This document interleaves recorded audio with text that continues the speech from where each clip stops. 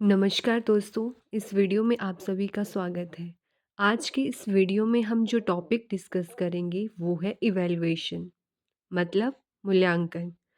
मूल्यांकन के साथ-साथ हम इसमें असेसमेंट, मेज़रमेंट जैसे असेसमेंट के टाइप हैं assessment for learning, assessment of learning और assessment as learning, formative assessment, summative assessment, साथ में हम सीसीई, एसबीए, स्टैंडर्डाइज्ड टेस्ट इन सब चीज़ों के बारे में जो है इस वीडियो में डिस्कस करेंगे। क्योंकि एग्ज़ाम में इस टॉपिक से क्वेश्चन देखने को मिलता ही मिलता है। और जो स्टेट टैट हैं उनमें तो इस टॉपिक से एक क्वेश्चन हमेशा देखने को मिलता है। जो असेसमेंट का टॉपिक है वहाँ से एक आध क्वेश्चन ज़रूर आता है। तो सबसे पहले हम बात करेंगे इवैल्यूएशन की कि इवैल्यूएशन होती क्या है? जो मूल्यांकन है वो है क्या? जो थ्रू आउट द ईयर जो है स्कूल में बच्चों का किया जाता है। इवैल्यूएशन क्या है? It is described as an act of passing judgement. इसमें जजमेंट पास की जाती है on the basis of set of standards. जो कुछ स्टैंडर्ड सेट किए जाते हैं उनके बेसिस पर जो है जजमेंट पास की जाती है। Hence it is a decision making process. इसमें क्या होता है कि एक डिसीजन दिया जाता है, डिसीजन लिया जाता है at the end of the year बच्चे की पूरी परफॉर्मेंस को देकर। मतलब इसका क्या है कि कोई बच्चा है, अब बच्चे की जैसे स्कूल में एडमिशन हुई या उसका न्यू सेशन शुरू हुआ तो उस टाइम से लेकर उसके एंड टर्म एग्ज़ाम तक क्या है उसको इवैल्यूएट किया जाता है। उसकी सिर्फ़ जो शैक्षणिक जो उसका परफॉर्मेंस है, सिर्फ़ उसी को इवैल्यूएट नहीं किया जाएगा। अन्य एक्टिविटीज़ में वो कितना इन्वॉल्व हो पा रहा है, स्पोर्ट्स हो गया, लाइफ़ स्किल्स होगी, मतलब पूरी तरह से हर क्षेत्र का क्या है मूल्यांकन किया जाता है। अब आगे देख लेते हैं, इवैल्यूएशन इंक्लूड्स इन इट। अब इवैल्यूएशन के अंदर क्या-क्या चीज़ें आ जाती हैं? मेज़रमेंट और असेसमेंट। मेज़रमेंट को हम बोलते हैं मापन और असेसमेंट हो गया आपका आकलन। मतलब क्या है कि ये जो आपका इवैल्यूएशन है, मान लीजिए ये क्या है आपका ये इवैल्यूएशन है। इवैल्यूएशन के अंदर आएगा आपका मेज़रमेंट और असेसमेंट। इसका मतलब हुआ कि ये जो इवैल्यूएशन है ये आपका ब्रॉडर टर्म है और मेज़रमेंट और असेसमेंट ये क्या है नैरो टर्म है। किसके मुकाबले? इवैल्यूएशन के मुकाबले, क्योंकि ये दोनों चीज़ें इवैल्यूएशन के अंदर आती हैं। तो सबसे पहले बात करेंगे मेज़रमेंट की, मापन की। तो मेज़रमेंट में क्या होता है? It is an evaluation expressed in quantitative terms. Quantitative मतलब मात्रात्मक। अब इसके नाम से पता लग रहा है मेज़रमेंट मतलब ऐसी चीज़ें जिनको मेज़र किया जा सकता है। कैसे मेज़र कर सकते हैं हम? यूनिट्स में, क्वांटिटी में, हाइट, वेट। जैसे मान लीजिए आपने किसी बच्ची को एक चैप्टर पढ़ाया। अब आपने उसको कहा कि इसका क्या होगा? टेस्ट होगा। आपने टेस्ट ले लिया। अब उस टेस्ट में वो कितना स्कोर कर रहा है, तो आप कैसे पता लगाएँगे? जब आप उसको मार्क्स देंगे, मेज़र करेंगे उसकी परफ़ॉर्मेंस को, वो आ जाएगा आपका मेज़रमेंट के अंदर।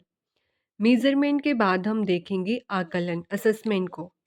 अब असेसमेंट क्या है? It is a process of collecting, reviewing and using data for the purpose of improvement in the learning process. मतलब कुछ ऐसे भी एस्पेक्ट होंगे जिनको आप माप ना पाएँ या सिर्फ़ और सिर्फ़ उनको मापना ही काफ़ी नहीं होता। यह क्या है? एक ब्रॉडर टर्म है मेज़रमेंट से। इसमें हम कलेक्ट करते हैं डाटा को, फिर उसको रिव्यू करते हैं और उसको लास्ट में क्या करते हैं? यूज़ करते हैं, ताकि इम्प्रूवमेंट की जा सके लर्निंग प्रोसेस में या लर्निंग को इम्प्रूव किया जा सके। ये बात हो गई असेसमेंट की।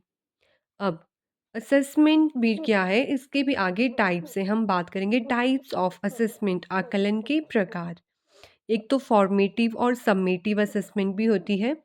फॉर्मेटिव असेसमेंट को हम रचनात्मक और जो सम्मेटिव है उसको हम योगात्मक आकलन भी कहते हैं। अब इनका इतना यूज़ नहीं होता, अब इनकी जगह टर्म्स की बात की गई है।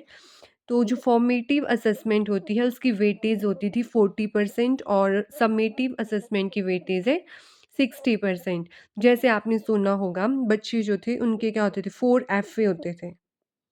क्या होते थे, 4 एफए होते थे और 2 एसए। 2 एफ ए के बाद क्या होता था, एक एसए होता था और अगले 2 एफए के बाद क्या है, सेकंड एसए होता था। जो फर्स्ट एसे है उसको फर्स्ट टर्म बोल दिया गया है और सेकंड एसे को टर्म 2। तो पहले इस तरह से जो था बच्चों को इवैल्यूएट किया जाता था, उनकी असेसमेंट की जाती थी। अब बात करेंगे इसमें जो इसके टाइप्स हैं असेसमेंट के, ये 3 टाइप्स की बात की गई है। फर्स्ट है आपका असेसमेंट फॉर लर्निंग, मतलब अधिगम के लिए आकलन या सीखने के लिए आकलन। अब ये होता है आपका ड्यूरिंग इंस्ट्रक्शन और टीचर्स को भी फीडबैक मिलती है। फॉर्मेटिव असेसमेंट का ये पार्ट है। फॉर्मेटिव असेसमेंट का पार्ट है, रियल टाइम और डायग्नोस्टिक होता है। मतलब रचनात्मक मूल्यांकन भी बोलते हैं इसको, फॉर असेसमेंट फॉर लर्निंग को। इसमें क्या होता है, निर्देशन में सुधार करने और छात्रों की प्रगति का समर्थन करने के लिए छात्र सीखने के एविडेंस या साक्ष्य को क्या किया जाता है, इकट्ठा करने और व्याख्या करने की एक प्रक्रिया है, प्रोसेस है ये। इसमें कैसे कर सकते हैं आप, जो आपका असेसमेंट फॉर लर्निंग है, इसमें जैसे क्लासरूम क्विज़ करवा दी। अब ड्यूरिंग इंस्ट्रक्शन चलता है ना ये प्रोसेस, तो क्लासरूम में आपने बच्चों को कोई टॉपिक पढ़ाया, फिर उसके बेसिस पर क्विज़ करवा लिया। जैसे हमारे टाइम में होता था, एक ग्रुप लड़कों का, एक लड़कियों का, और क्वेश्चन पूछ के ब्लैक बोर्ड पर उनको मार्क्स दिए जाते थे। तो वो हो गया आपका क्लासरूम क्विज़ करवा दिया। ऑब्जर्वेशन के थ्रू कर सकते हैं, एग्ज़िट स्लिप्स होगी, या सेल्फ असेस कर सकते हैं, या कॉन्फ्रेंसेस के द्वारा। तो ये बात हो गई असेसमेंट फॉर लर्निंग, जो आपका ड्यूरिंग इंस्ट्रक्शन चलता है। मतलब लर्निंग चल रही होती है उस टाइम।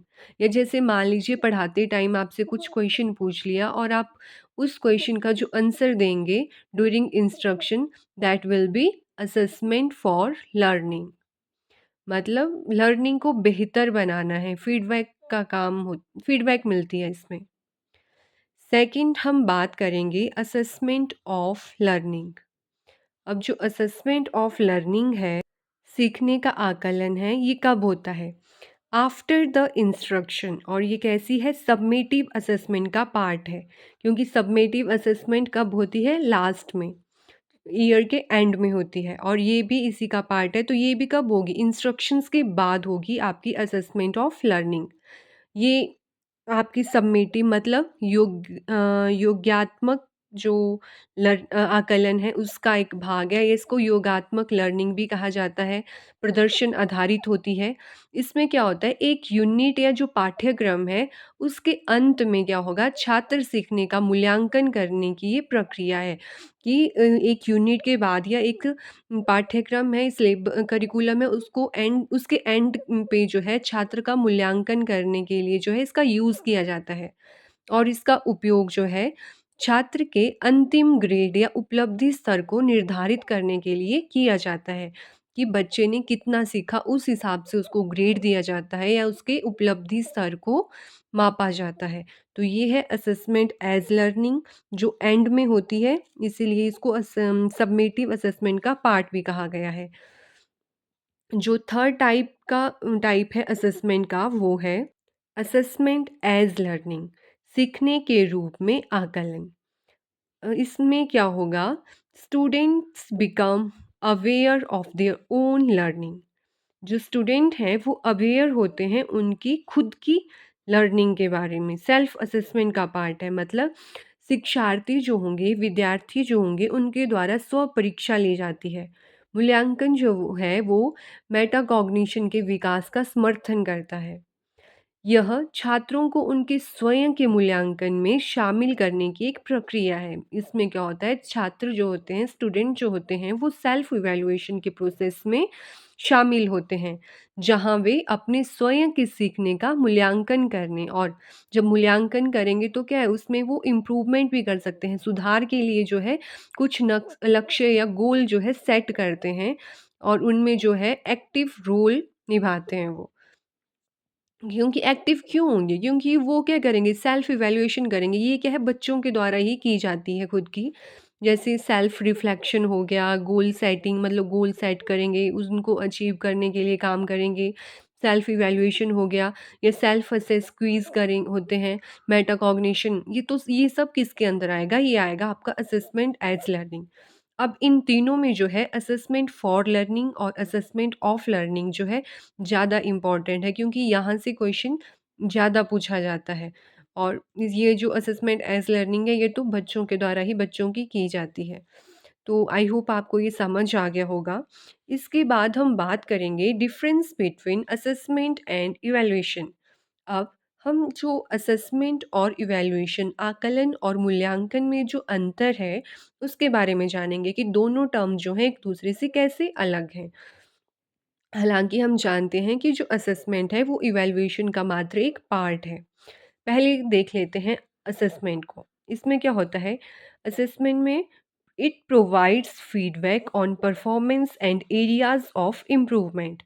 अब असेसमेंट में जो है फीडबैक प्रोवाइड करवाई जाती है। किस बेसिस पर? परफॉर्मेंस की बेसिस पर, ताकि जो शिक्षा के क्षेत्र हैं उनमें क्या है सुधार किया जा सके। ये बात कही गई है असेसमेंट में। सुधार किया जा सकता है इसमें फीडबैक देकर। और इवैल्यूएशन में क्या होगा? Determines the extent to which objects are achieved. इसमें फीडबैक नहीं मिलेगी सुधार के लिए, ये एंड में होता है। एक रिजल्ट या जजमेंट पास की जाती है यहाँ पे। जैसे क्या होता है कि पहले जब कोई क्लास शुरू हुई तो या कोई सेशन शुरू हुआ तो कुछ गोल सेट कर दिए जाते हैं कि जब ये सेशन ख़त्म होगा तो बच्चे जो हैं निम्न चीज़ों में सक्षम होंगे या एबल होंगे इनको करने में। तो फिर लास्ट में जब वो सेशन ख़त्म हुआ तो देखा जाता है कि जो ऑब्जेक्टिव या गोल सेट किए गए थे वो किस हद तक प्राप्त हुए हैं। जैसा कि आपने अपने कोर्सेज़ में डीएलएड, जेबीटी, बीएड में लेसन प्लान बनाए होंगे। अब जब हम लेसन प्लान बनाते थे तो क्या होता था? स्टार्टिंग में हम कुछ गोल्स लिखते ऑब्जेक्टिव्स लिखते थे और लास्ट में जो है इवैल्यूएशन में कुछ क्वेश्चंस पूछते थे जो किस पर बेसिस होते थे? जो हमने ऑब्जेक्टिव्स में बातें लिखी हुई होती थी। उसमें हम लिखते थे कि इस कक्षा के अंत में क्या है बच्चे सक्षम होंगे निम्न चीज़ों में। तो वही है, जब हमने गोल सेट कर दिए, ऑब्जेक्टिव सेट कर दिए, तो लास्ट में हम देखेंगे भी कि वो कहाँ तक प्राप्त हुए, तो वो चीज़ आ जाती है इवैल्यूएशन में, ये लास्ट में होता है। फिर असेसमेंट में क्या है? डायग्नोस्टिक इन नेचर, ये निदानात्मक होता है इसकी प्रकृति, मतलब पता लगाया जाता है ड्यूरिंग इंस्ट्रक्शन कि बच्चे को कहाँ पे क्या समस्या आ रही है। और दूसरी तरफ इवैल्यूएशन में क्या है? जजमेंटल इन नेचर, ये क्या है? जजमेंटल प्रकृति होती है, इसमें जजमेंट पास की जाती है, ना कि फीडबैक दी जाती है बीच-बीच में। असेसमेंट में फिर आएगा ये प्रोसेस ओरिएंटेड एंड फॉर्मेटिव है, मतलब ये प्रोसेस ओरिएंटेड है, प्रोसेस है, चल रहा होता है, बीच में जो है बच्चे को फीडबैक दी जाती है। दूसरी तरफ ये प्रोडक्ट ओरिएंटेड एंड सबमेटिव है, ये एंड में होता है, जो रिजल्ट आता है वो प्रोडक्ट निकल कर आता है लास्ट में कि बच्चे ने कितना सीखा। इसके बाद है डायग्नोस्टिक एंड रेमेडियल टीचिंग, जिसको हम कहते हैं निदानात्मक और उपचारात्मक शिक्षण। यहाँ से भी क्वेश्चन पूछा जाता है, एचपी टाइप में पूछा गया है कई बार, जो डायग्नोस्टिक और रेमेडियल टीचिंग है वहाँ से क्वेश्चन। तो पहले बात करेंगे हम डायग्नोस्टिक टीचिंग की, और हमने पीछे पढ़ा डायग्नोस्टिक टीचिंग क्या है और रेमेडियल टीचिंग जो है ये असेसमेंट के अंदर आते हैं। The diagnostic evaluation takes place at the end of each unit or term test. अब आपने किसी बच्चे को क्या है कोई यूनिट पढ़ाई, कोई चैप्टर पढ़ाया, तो लास्ट में आप क्या करते हैं उस चैप्टर में से एक टेस्ट कंडक्ट करते हैं, ताकि आप पता लगा सकें कि बच्चों ने कितना सीखा और उनको बीच में कोई प्रॉब्लम तो नहीं आई सीखने में। तो जब आपने टेस्ट लिया और आप उसको चेक करेंगे, इवैल्यूएट करेंगे, तो आपको पता लगेगा कि कुछ बच्चे जो हैं, उनको बीच में समस्या आ रही है उस टॉपिक को सीखने में। तो वो उन समस्याओं का पता लगाते हैं आप डायग्नोस्टिक टेस्ट के द्वारा। पुअर परफॉर्मेंस का पता लगाया जाता है डायग्नोस्टिक टेस्ट के द्वारा। अब आपने उनकी जो प्रॉब्लम्स हैं उनको डायग्नोज़ तो कर लिया, लेकिन अब उनको दूर भी तो करना है, सॉल्व भी तो करना है। तो उन प्रॉब्लम्स को सॉल्व किया जाता है जो आपने डायग्नोज़ की होती हैं रेमेडियल टीचिंग में। अब रेमेडियल टीचिंग क्या है? Remedial teaching is identifying problems of learners and providing them with the necessary help and guidance. अब जो प्रॉब्लम्स आपने आइडेंटिफाई की बच्चों की, उनको आपने क्या करना है? दूर करना है, सॉल्व करना है उन प्रॉब्लम को। कैसे? आप उनको सहायता दे सकते हैं, गाइडेंस दे सकते हैं या स्पेशल क्लासेस दे सकते हैं। कोई टॉपिक बच्चे को समझ नहीं आ रहा है तो आप उसकी एक्स्ट्रा क्लासेस ले सकते हैं। जैसे आपने स्कूल में देखा होगा कि टीचर्स क्या करते हैं, कोई टॉपिक है जिसको उन्हें लगता है कि इसके ऊपर ज़्यादा समय देने की ज़रूरत है या इसको ज़्यादा बेहतर तरीके से बच्चों को पढ़ाने की ज़रूरत है, तो वो एक्स्ट्रा क्लासेस लेते हैं। या किसी को कोई टॉपिक समझ नहीं आया तो आफ्टर द क्लास टीचर बच्चे को बोलता है कि आप अलग से आकर ये मुझसे समझ लेना। तो वो क्या है? वो है उसकी स्पेशल क्लास, रेमेडियल टीचिंग है वो। या टीचर क्या करेगा? जो उसके टीचिंग मेथड हैं, शिक्षण विधियाँ हैं, उनमें चेंजेस लाएगा। ये सब आ जाता है आपका रेमेडियल टीचिंग में, उपचारात्मक शिक्षण में। इसके बाद है कंटिन्यूअस एंड कॉम्प्रिहेंसिव इवैल्यूएशन, जिसको सीसीई भी बोलते हैं। हिंदी में इसका मतलब है सतत एवं व्यापक मूल्यांकन। अब ये जो सीसीई है ये बात करता है बच्चे की होलिस्टिक इवैल्यूएशन की। हम आगे जानेंगे कि होलिस्टिक इवैल्यूएशन कैसे की जाती है। जो सीसीई है, it is introduced as school based system of evaluation by CBSE in 2009।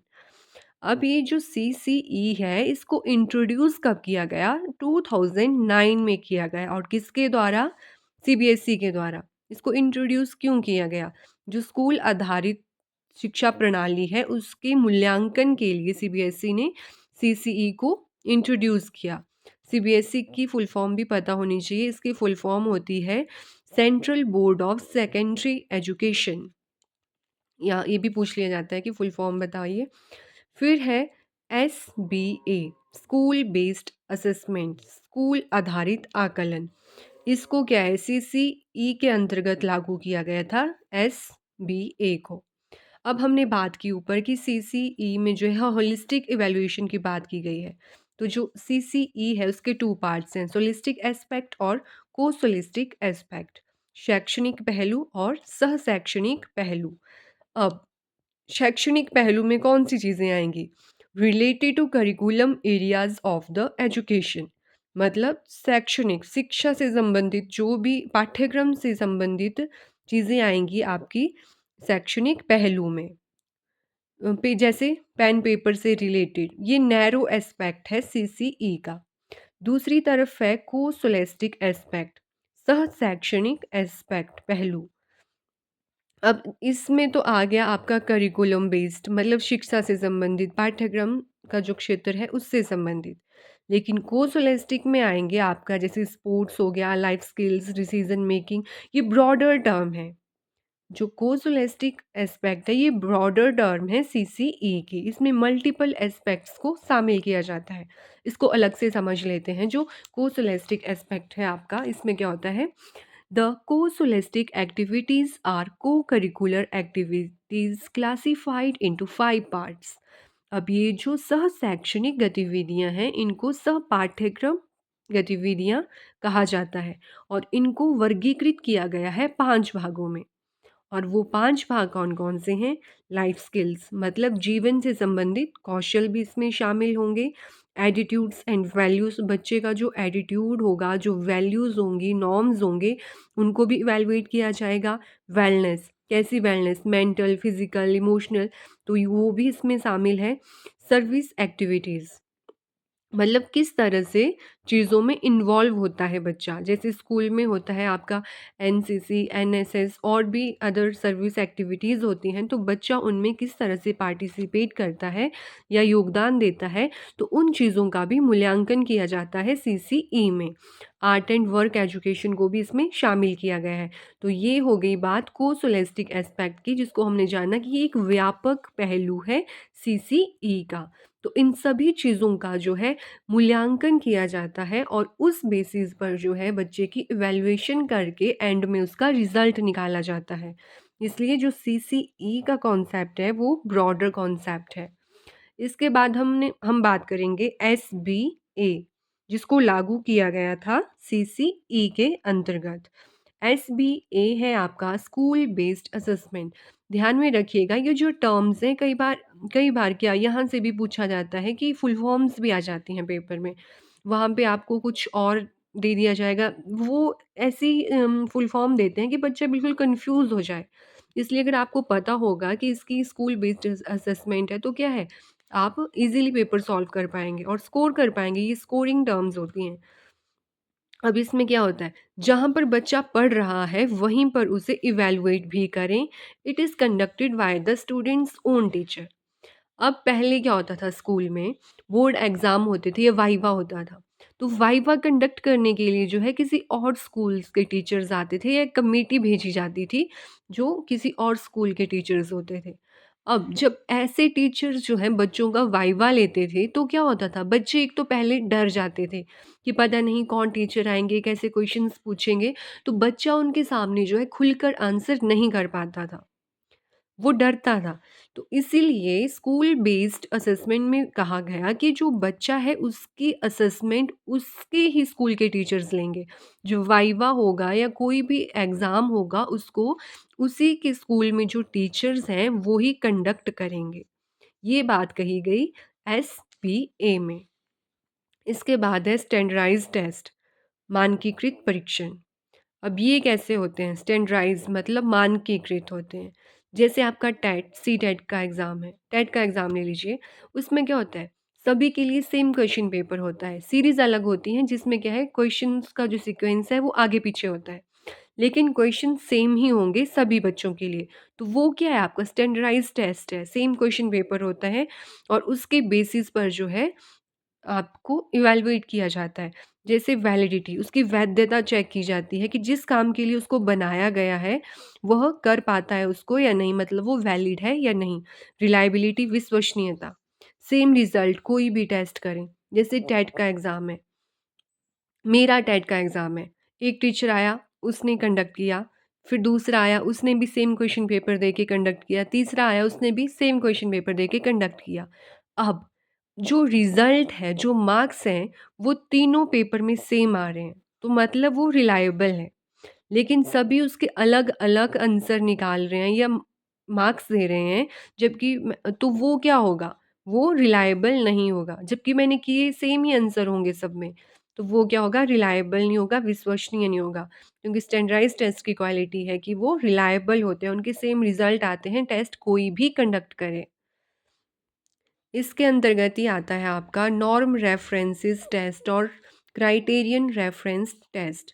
Norm reference test को हम एनआरटी बोलते हैं शॉर्ट फॉर्म में।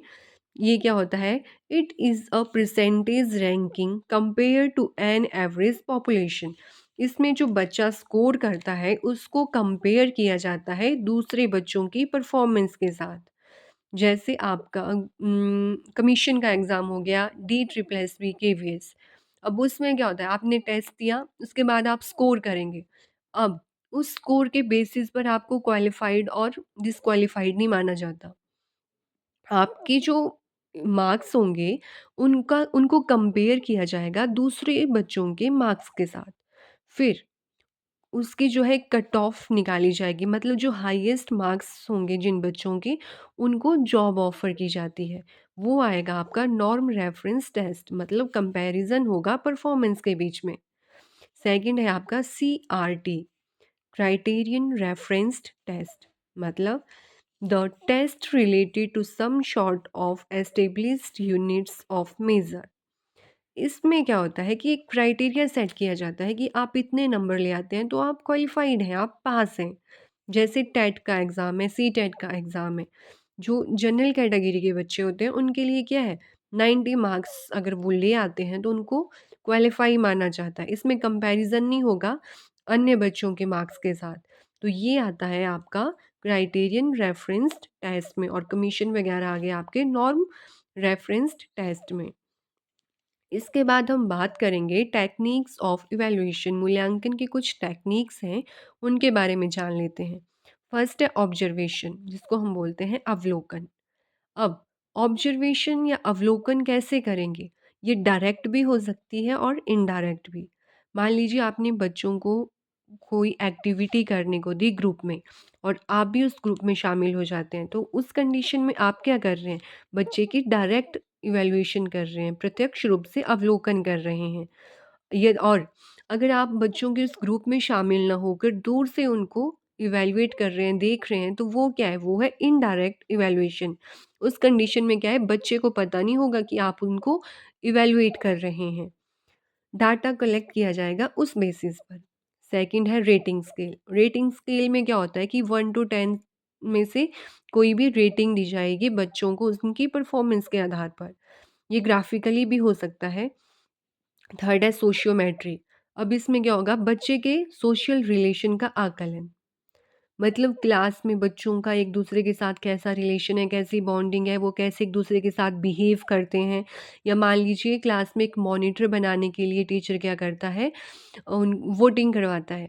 तो वहाँ पे भी देखा जाएगा कि बच्चे जो हैं किसके साथ बच्चों के कैसे संबंध हैं। तो ये आएगा आपका सोशियोमेट्री में। फोर्थ है क्यूमुलेटिव रिकॉर्ड। इसमें क्या होता है? जो क्यूमुलेटिव रिकॉर्ड होता है, मान लीजिए आप किसी स्कूल में फर्स्ट क्लास में गए और +2 तक आप वहीं पे पढ़ते हैं। तो जो क्यूमुलेटिव रिकॉर्ड है वो ऐसा रिकॉर्ड होता है जिसमें आपका पूरा और लगातार जो भी एक्टिविटीज़ आप कर रहे हैं उनको रिकॉर्ड किया जाता है। ये ऑथेंटिक होते हैं, रिलायबल होते हैं और ऑब्जेक्टिव और यूज़फुल होते हैं, जो क्यूमुलेटिव रिकॉर्ड होते हैं। इसके बाद है इंटरव्यू, साक्षात्कार। अब इंटरव्यू भी कैसे होते हैं? एक तो ये स्ट्रक्चर्ड होते हैं और अनस्ट्रक्चर्ड भी होते हैं। स्ट्रक्चर्ड मतलब जहाँ पे सब कुछ सेट होता है कि आपसे ये क्वेश्चन पूछे जाने हैं, वो हो गया स्ट्रक्चर्ड। अनस्ट्रक्चर्ड में क्या होता है? सेट नहीं होता पहले से कुछ भी। मान लीजिए आपसे एक जैसे कॉन्फ्रेंसेस होती हैं या ग्रुप डिस्कशन हो गया। एक क्वेश्चन पूछा, उसी के बेसिस पर दूसरा। इंटरव्यू में आपने देखा होगा कि या वाइवा होता है स्कूल में, एक क्वेश्चन पूछा, अब टीचर क्या करता है, उसी क्वेश्चन में से कोई दूसरा क्वेश्चन निकाल के पूछ लेता है। मतलब स्ट्रक्चर्ड नहीं होता पहले से कुछ भी, अनस्ट्रक्चर्ड होता है, अनडिज़ाइंड होता है। तो ये आ गया आपका इंटरव्यू, साक्षात्कार में। 6th है आपका एनेक्डोटल रिकॉर्ड। अब ये भी क्या होता है? ये भी बच्चों का एक रिकॉर्ड होता है। कोई पर्टिकुलर घटना या चीज़ से जुड़ा हुआ, किसी घटना को ऑब्ज़र्व करके क्या है उसको रिकॉर्ड किया जाता है। ये एक्यूरेट होता है। इसको डायरी में भी आप रिकॉर्ड कर सकते हैं। फिर नेक्स्ट है 7th पोर्टफोलियो। पोर्टफोलियो में क्या होता है? ये एक बेस्ट और इम्पोर्टेंट चीज़ों को इंक्लूड किया जाता है पोर्टफोलियो में। बच्चे की जो भी बेस्ट और महत्वपूर्ण चीज़ें होंगी, उनको शामिल किया जाता है पोर्टफोलियो में। चाहे वो लर्निंग की प्रोग्रेस हो या एकेडमिक अचीवमेंट हो। अब जो पोर्टफोलियो है, इसको हम एक फ़ाइल के फॉर्म में, पेन ड्राइव के फॉर्म में या मीडिया के फॉर्म में रख सकते हैं। ये कुछ टेक्निक्स थी इवैल्यूएशन की। इसके बाद हम देखेंगे इम्प्रोवाइज़ेशन ऑफ सीसीई। मतलब जो नो डिटेंशन पॉलिसी थी उसको हटाने के बाद इसमें चेंजेस हुए सीसीई में। क्या चेंजेस हुए? जो formative assessment and summative assessment थी उसकी जगह पर टर्म्स की बात की गई। कौन-कौन सी टर्म्स वो भी जान लेते हैं। जैसे टर्म 1 और टर्म 2। अब टर्म 1 और टर्म 2 में ये दोनों ही कितने-कितने मार्क्स की होंगी? ये होंगी 100 मार्क्स की, जो टर्म 1 और टर्म 2 हैं। अब ये 100 मार्क्स कैसे? इसमें एक होगा आपका पीरियोडिक टेस्ट, दोनों में सेम है, दोनों में क्या होगा, एक-एक पीरियोडिक टेस्ट होगा, टर्म 1 में भी और टर्म 2 में भी, जो होगा 10 मार्क्स का। फिर नोटबुक सबमिशन वो होगा 5 मार्क्स का, वो कब होगा? एट टर्म के एंड में। जैसे आपको कोई असाइनमेंट दी जाती है या नोटबुक सबमिट होती है आपकी, उसके दिए जाएँगे आपको 5 मार्क्स कि आपने किस तरह से असाइनमेंट प्रिपेयर की हैं।